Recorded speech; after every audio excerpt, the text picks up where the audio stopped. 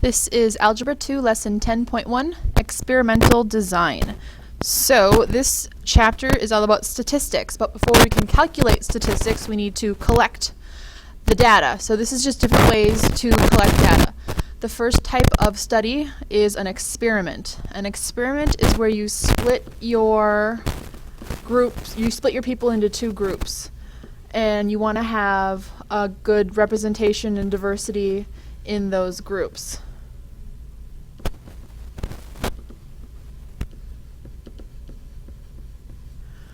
The advantage is that this is the most reliable type of data collection. When I split into group A and group B, and I'm giving, this type of medicine to one group and the placebo to another group, and I have a really good comparison.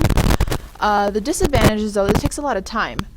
They're very difficult to set up to make sure you have diversity in your groups, good representation. An observation is another way to collect data, and that's basically where you just watch what happens. I can give people medicine. They really get to choose if they use it or not. I'm going to give it to everybody, and I'm not going to set up my second group for a control. The advantage here is that it's the most natural, just to see what happens and not force any constraints. But the disadvantage is that this is the easiest way to form bias.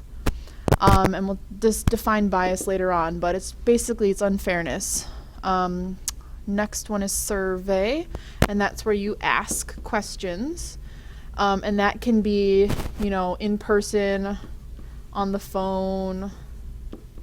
It can be a questionnaire where they fill out answers rather than ask them verbally. I hope that's how you spell questionnaire. Advantage is that it's very simple to do that. Quick, easy, fast. Disadvantages, whether people intend to or not, people lie. Sometimes they don't even know the right answer, so they make something up. Sometimes they're embarrassed. Sometimes they want to look cool. So you can't really trust your results on a survey as well as you can, say, an experiment. So anecdotal is when you're not conducting your own data survey study kind of thing. It's when you use someone else's.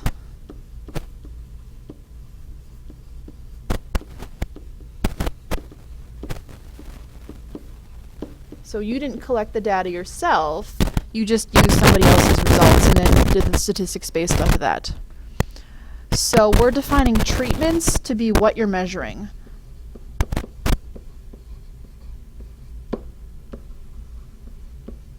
Measure. There's an A in there.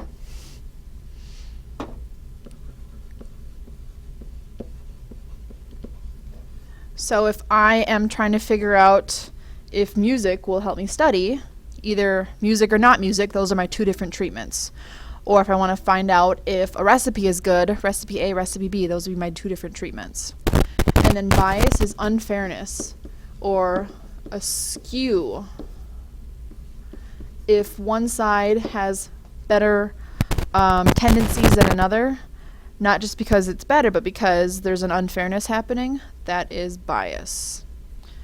So below, we're just going to look at different situations and kind of analyze them. So if I want to figure out, does listening to music while doing homework make it go longer or faster? How could I do that in an experiment? So in an experiment, I'm not going to write these down, but you can if you want to. An experiment that could test that would be if I take my math class and I say, this half of the class, you listen to music and you time yourself. This half of the class, you don't listen to music and you time yourself. Now I need to do the setup initially to make sure that this is a fair, unbiased experiment by carefully selecting which students go in the music with homework group and which go in the homework without music group. Observational study would be, okay, everybody go home and just record whether you listen to music or not, so you make the choice, and then time yourself. So I'm just seeing what happens naturally. I'm not forcing you into a music or a non-music group. And then a survey that could test this hypothesis would be, why don't you guys just tell me, do you usually listen to music or not, and how long does it take you?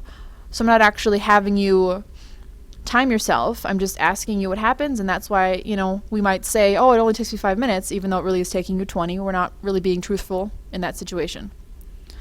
Example B, evaluate the statistics. Arthur says that 71.43% of students at the new hate the new school dress code.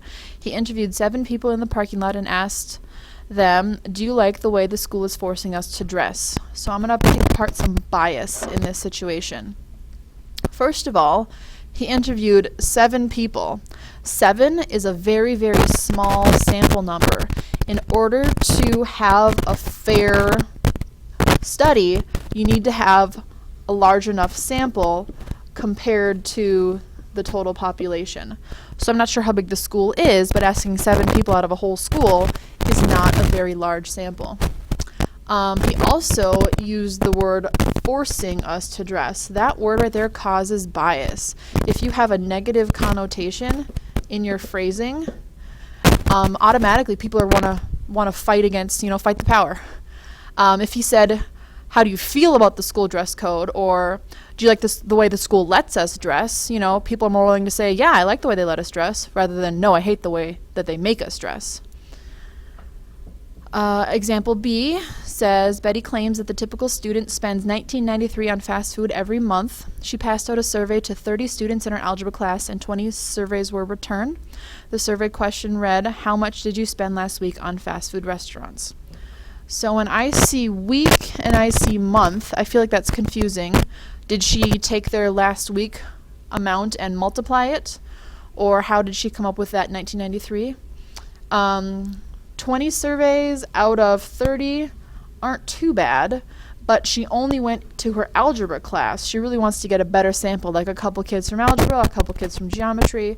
I'm kind of assuming that algebra is mostly, going to be 9th grade students.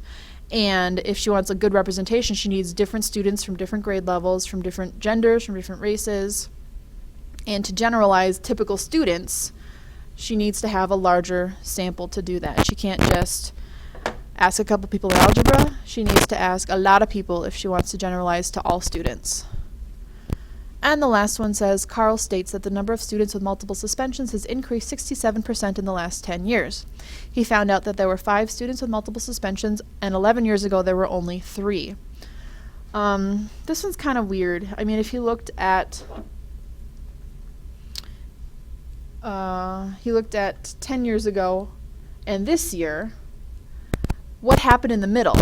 Like, if 10 years ago there were 3, and then maybe 5 years ago there were 20, and maybe 8 years ago there were 30, and then all of a sudden this year there are 5.